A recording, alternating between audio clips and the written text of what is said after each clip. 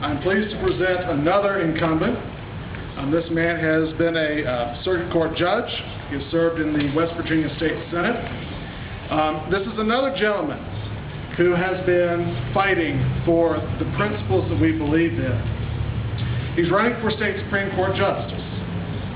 This is such an important position because it is here that we see judicial interpretations that will affect economic development and economic growth. Are we going to have lawsuits that frivolous lawsuits that keep threatening our economy? We need more people like John Yoder to step up and run. Here's John Yoder. Thank you very much. Thank you, Steve. Pleasure to be here this afternoon. As Steve said, I'm John Yoder. I'm running for State Supreme Court. I'm running against the incumbent who was brought out of retirement and appointed by the governor to replace a justice who died. This race is important for three reasons. One is representation of we, the people. One is jobs. Our second is jobs. And the third is to protect your constitutional right, Second Amendment constitutional right to bear arms. Now, with respect to the first, all those, and I served with Dave Seipolt in the Senate, we all know that in West Virginia we have the same problem that we have at the federal government.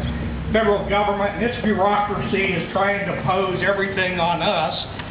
In West Virginia, Charleston is trying to impose everything on us from a centralized government, take our tax revenue and not represent us. What we see in the Supreme Court is that 4 of the 5 justices were born and raised in Charleston. The other was in Huntington. So the Huntington-Charleston corridor makes up 15% of the state's population, but it has 85%. The rest of the state, the other 85%, has no representation whatsoever on the Supreme Court.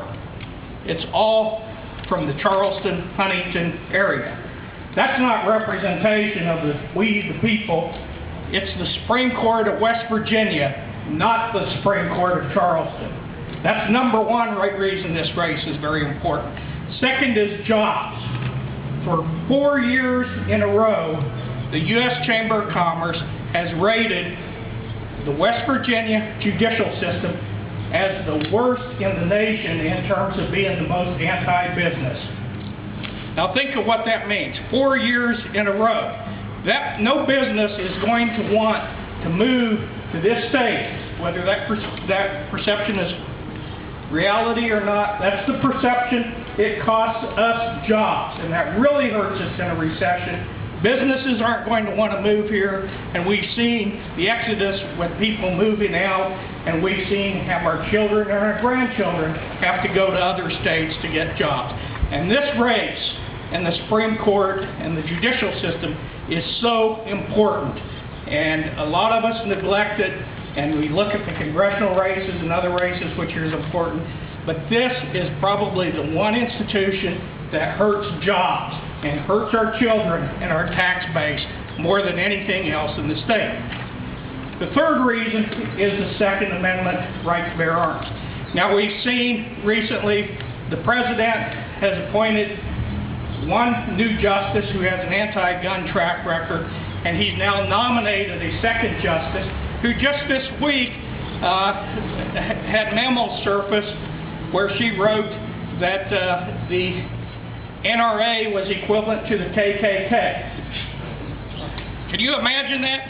A Supreme Court justice who's equating the NRA with the KKK? So we've now had 2 new justices who have a strong track record of wanting to take away gun rights in records, in memorandums.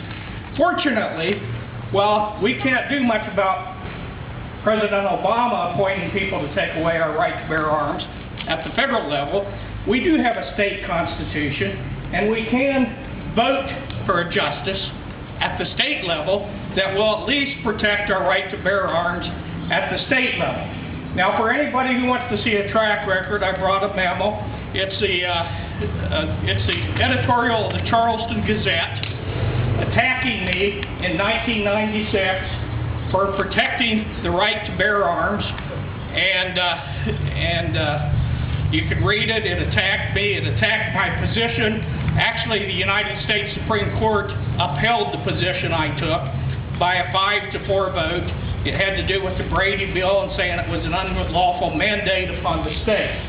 However, with Obama's appointments at the federal level, those kind of protections we have may very well disappear. But we can still vote for a justice. We don't have to take the one that's shoved down our throats by the administration in West Virginia. And it's very important, I think, to make a choice rather than take the one that's shoved down our throats. Thank you very much.